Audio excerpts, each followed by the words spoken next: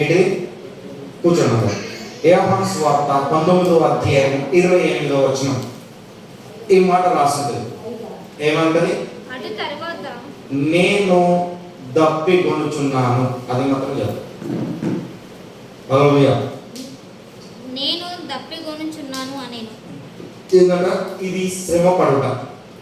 అవునా కదా? ఇంతసేపు శ్రమలు పొంది పిల్లలు కూర్చోండి, అడైతే కూర్చోండి. ఇంతసేపు శ్రమ పొంది, ఇంతసేపు బాధపడి అట్లా అది మైక్ పెట్టి ఐదో మాట ఏంటంటే శ్రమ పడుట. నేను దప్పిగొనుచున్నాను. ఏది?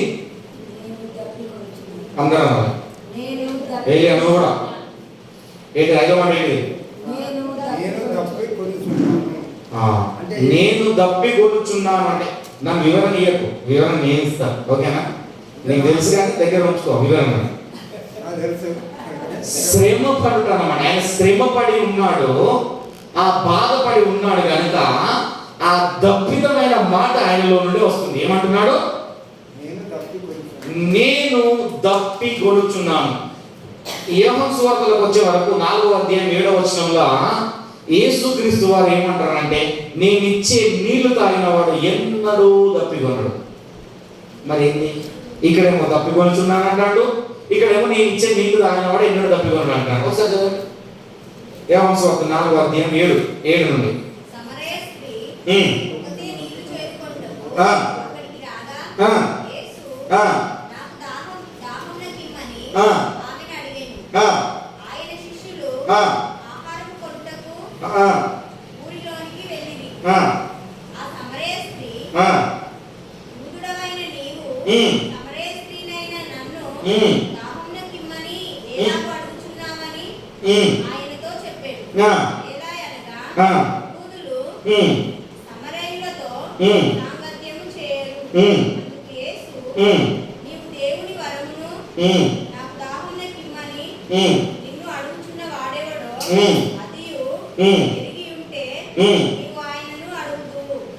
చాలు. ఏంటంట? నిన్ను అడిగిన వాడు ఎవడో నువ్వు తెలిగితే తెలుసుకుంటే నువ్వు ఎరిగి ఉంటావు. అవునా కదా? దేవుడు అడుగుతున్నాడు, నేను దప్పిగొనుచున్నాను. ఏం దప్పిగొంటాను? ఎవరైనా నీళ్ళు కావాలా? నీళ్ళు కావాలా? నేను చెప్పిన నీళ్ళు కావాలా?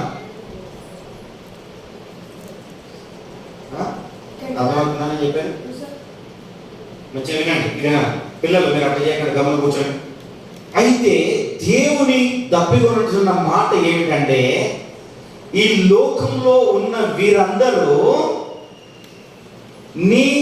నేను సృష్టించిన ఈ జనులు నన్ను ఎరగకుండా ఇష్టానుసారంగా జీవిస్తున్నారే అన్న బాధతోని నేను దప్పిగొనుచున్నాను అంటున్నాడు. హల్లెలూయా. ఏమంటున్నాడు?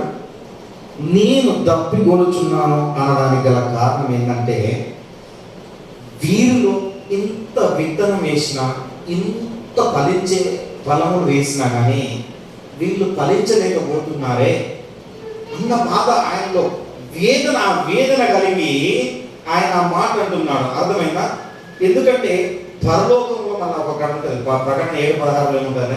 పరలోకంలో దాహం ఉండదు, దప్పిక ఉండదు, ఏముండదు అని ఒక మాట ఉంటుంది. అది ఇప్పుడు ఏముంటుంది కానీ 7:16 ఉంటుంది. అంటే ఏంటంటే అలా అన్నట్టుగా, అర్థమైందా? అలా అన్నట్టుగానే ఉన్నది. కానీ మనము ఈ లోకంలో ఉన్నప్పుడు ఆయన గురించిన దప్పిక మనలో కలగాలి. అర్థమవుతుందా? యేసుక్రీస్తు వారి గురించిన దప్పిక నీలో నాలో కలుగుతూనే అప్పుడే అప్పుడు అనొచ్చు నిన్ను నీళ్ళు అడుగుతున్నవాడు ఎవడో నీకు తెలుసా అన్న మాటను ఇప్పుడు నెరవేర్చబడుతుంది. హల్లెలూయా.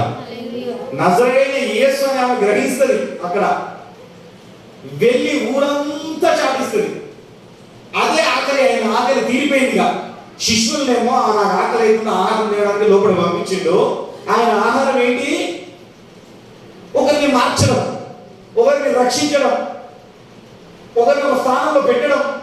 అర్థమవుతుందా? నిన్ను ఒక మంచి స్థానంలో పెట్టడానికి ఏంటంటే ధనవంతుడై ఉండి కూడా దరిద్రుడిగా ఈ భూలోకం మీదకి వచ్చాడు. ఎందుకు వచ్చాడు? ఇప్పుడు ధనవంతుడికి వచ్చింది అనుకో, అప్పుడు నువ్వు అంటావు కదా దరిద్రమైన మన గురించి వచ్చింది అంటామా, నాకు డబ్బులు ఏం లేదు నేను ప్రేమిస్తాను అంటారా? అర్థమవుతుందా? అర్థమవుతుందా? స్థలమే లేదట ఆయన, ఎవరికి స్థలమే లేదు. అవునా కదా? అందుకని ఆయన ఆ వేదన అంతా గుర్తు చేసుకొని ఇన్ని సూచక క్రియలు చేసినా, ఇన్ని అద్భుతాలు చేసినా కానీ వీళ్ళు చూడట్లేదు, వీళ్ళు ఎరగట్లేదు, వీళ్ళు గ్రహించట్లేదు. ఇన్ని చేసినా కానీ వీళ్ళు ఇష్టానుసారంగా జీవిస్తున్నారే, వీళ్ళకి ఇంకెప్పుడు మార్పు వస్తుంది, ఇంకెప్పుడు వీళ్ళు సమాధాన పడతారు, ఇంకెప్పుడు వీళ్ళు రక్షింపబడతారు. అర్థమవుతుందా? ఎప్పుడు ఇంకొకరిని ఒకరికొకరు క్షమించుకుంటారు. ఇవన్నీ గుర్తు చేసుకుంటున్నాడు. ఇవన్నీ గుర్తు చేసుకొని నేను దప్పిగొనుచున్నాను. హల్లెలూయా, హల్లెలూయా. ఏం చేస్తున్నా? నేను దప్పిగొనుచున్నాను. కీర్తనలో ఒక మాట ఉంటుంది, 69:21 ఉంటుంది చూడు. అర్థమైందా? ఏం చేస్తున్నానంటే చదువున్నాడు 69:21. వారు చేదును నాకు ఆహారముగా పెట్టిరి, నాకు దప్పి అయినప్పుడు చిరకను త్రాగనిచ్చిరి. బాబా ఏం చేస్తున్నట? ప్రతి వారము యేసుక్రీస్తు అని నమ్ముకుంటున్నాము, కానీ ఏం చేస్తున్నామంటే మన చేదు మాత్రమే ఆయనకు దాహంగా ఇస్తున్నాం. అర్థమవుతుందా? అర్థమవుతుందా? ఏం చెప్తున్నా? యేసుక్రీస్తు వారు దప్పికొనుచున్నారు, కానీ మనకు ఆయన యేసుక్రీస్తు అంటే ఎవరో తెలుసు, ఆయన ఏం చేస్తాడో తెలుసు, మనకు పరలోక రాజ్యం ఉందని తెలుసు, ఆయనతో కూర్చుంటామని తెలుసు, ఆయనతో నడుస్తామని తెలుసు, ఆయనతో 1000 ఏళ్ల పాలనలో ఉంటామని తెలుసు. కానీ ఈ భూమి మీద ఉండి ఏం చేస్తున్నామంటే ఆయనకు సరైన దాహం ఇవ్వకుండా చేదైన దాహం ఇస్తున్నాం. అర్థమవుతుందా? అంటే ఇష్టం లేని ఇస్తున్నాం. దాన్ని తాగుతారా? ఇప్పుడు మంచినీళ్ళు ఉన్నాయి, మంచినీళ్ళల్లో ఏదన్నా కొంచెం బురద గిరద వేసి తాగుతారా? ఊళ్ళు ఇంకా అన్నపానం కానీ ఏదైనా ఇంకా బురద తాగుతామా? అయితే మనం మంచిగానే ఉంటున్నాం అనుకుంటున్నాం, కానీ మనలో ఉన్న బురదను ఉంచుకొని ఆయన దగ్గర పోతున్నాం. అర్థమవుతుందా? ఇప్పుడు అర్థమవుతుంది. ఇప్పుడు కొంచెం దాక్కున్నాడు. అర్థమవుతుందా? మంచిగా మంచిగా సాగు ఉండేది. అవునా కదా? మీరు లైట్ వేసిన ఆ లైట్ వేయగానే లైట్ కనబడుతుంది, కొంచెం తెల్లగా అయితే. అవునా కదా? అర్థమవుతుందా? తెల్లగా ఉన్న ఒక కాగితం మీద ఒక చిన్న చుక్క చేసినాం అనుకో, మన చూపు ఎక్కడికి పోతుంది? ఆ చుక్క మీదకి, ఆ నల్ల ఉన్న చుక్క మీదకి పోతుంది. అవునా కదా? మిగిలిన తెల్లంతా వేస్ట్ ఇక. అవునా కదా? అర్థమైందా కదా? అర్థమైందా? అలాంటి మన హృదయాలను ఆయనకి ఇస్తున్నాం. తెల్లగా ఉన్నట్టు మనం నటిస్తున్నాం, కానీ మనం పెద్ద చుక్క పెట్టుకున్నాం, నల్లటి చుక్క. అర్థమవుతుందా?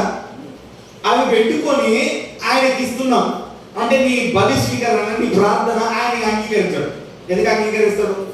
నీది చేదై ఉన్నది, చేదైన చిరుకలు తాగనిచ్చినవి, నేనేమో తప్పికొంటున్నా. అర్థమైందా?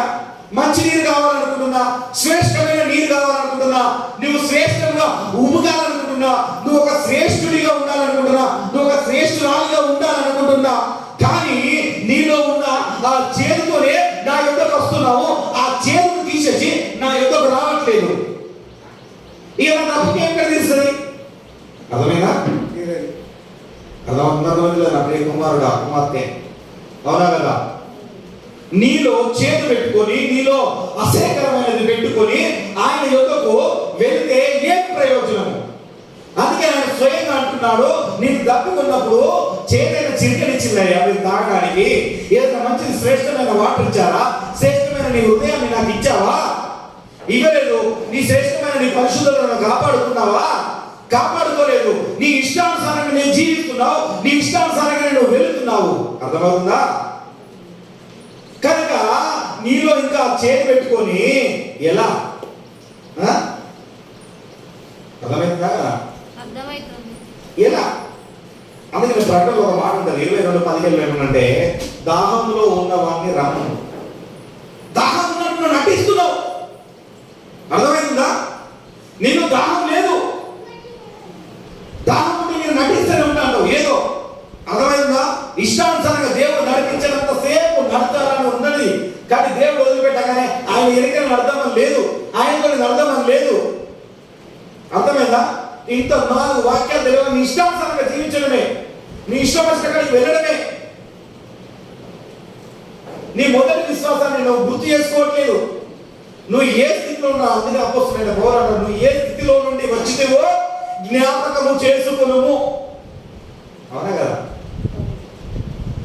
జ్ఞాపకం చేసుకున్నారా లేదా? అరే బాబు, నేను ఇంత బాధపడి, నేను ఇంత కష్టపడి, నేను మీ గురించి శ్రమపడి నీ నుండి ఇప్పుడేమో తప్పికొనుచున్నానంటే మీరేం కదా బాబు, మీ హృదయాన్ని అసలు సరైన హృదయం ఇవ్వకుండా ఏం చేస్తున్నావు? నేనేమంటున్నా, నువ్వు యూదుడవైనా నీకు సమరయాన్ని నీవు నా దగ్గరికి వచ్చి నీకు అడగడం ఎలా అంటే ఏమంటాడు? నేను మంచిదాన్ని కాదు, నువ్వు చాలా మంచి ఓడివి, నువ్వు మంచివాడివి ఉండి నా మంచిగా లేని నా దగ్గరికి వచ్చి నాతో మాట్లాడటం ఎలా అంటే ఆయన ఎందుకు వచ్చిండు? ఏం మాట్లాడి మార్చడానికి వచ్చిండు. హల్లెలూయా. ఇప్పుడు యేసుక్రీస్తు వారు భూమి మీద ఎందుకు వచ్చాడు? మనల్ని మార్చడానికి వచ్చాడు, మన పాపములను కడగడానికి వచ్చాడు. అర్థమవుతుందా? ఆయన దాహాన్ని ఇప్పుడు ఇక్కడ వెళ్ళబుచ్చుతున్నాడు. ఆయన దాహం తీర్చేది ఎవరు? మరి నువ్వా నేనా? మరి నేను తీరుస్తున్నా, మీరు తీరుస్తున్నారా లేదా? ఇప్పుడు క్వశ్చన్, ఈ 5వ మాటకున్న క్వశ్చన్ నేను ఇప్పుడు మీకు వేస్తున్నాను. నేను ఆయన దాహాన్ని తీరుస్తున్నాను, మీరు తీరుస్తున్నారా లేదా? కనుక నా ప్రియ సహోదరుడు సహోదరి, ఒక్కసారి మనలో మనం జ్ఞాపకం చేసుకున్నాం. అవునా కదా? ఆ దాహాన్ని తీరుస్తున్నామా లేదా? సరైన దాహము, సరైన మంచినీరు, శుద్ధమైన మంచినీరు, శుద్ధమైన నీ హృదయము ఆయనకి ఇస్తున్నామా లేదా?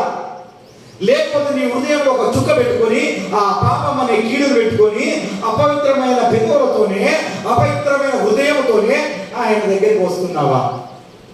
ఆ రావడం వల్ల చేదైన చిరుకని. అవునా కదా? కనుక ఆ చేదైన చిరుకను తీసేసుకొని మంచి హృదయంతో మన యొక్కకు రావాలని. అందుకనే దేవుడు ఏమంటున్నా, నేను ఇంకా తప్పికొనుచున్నాను. ఇంకా చాలా మందికి ఇంకా తెలియాలా, చాలా మంది ఇంకా రక్షింపబడాలా. అర్థమవుతుందా? ఆ రక్షింపబడాలన్న ఆయన తపనను, ఆయన బాధను ఇక్కడ మళ్ళోసారి వెళ్ళబోతున్నాడు. హల్లెలూయా. కనుక మనము ఇక్కడ ఏం చేద్దాం? ఈ 5వ మాటను బట్టి మనం ఏం చేయాలా? మనలో ఇంకా ఏమన్నా ఉన్నదేమో అనుకొని ఒకసారి మనలో మనం సరి చేసుకొని ఆయనకు సరైన దప్పిక ఇవ్వడానికి మనము సిద్ధపడదాం, ప్రార్థించుకుందాం. ఓకేనా?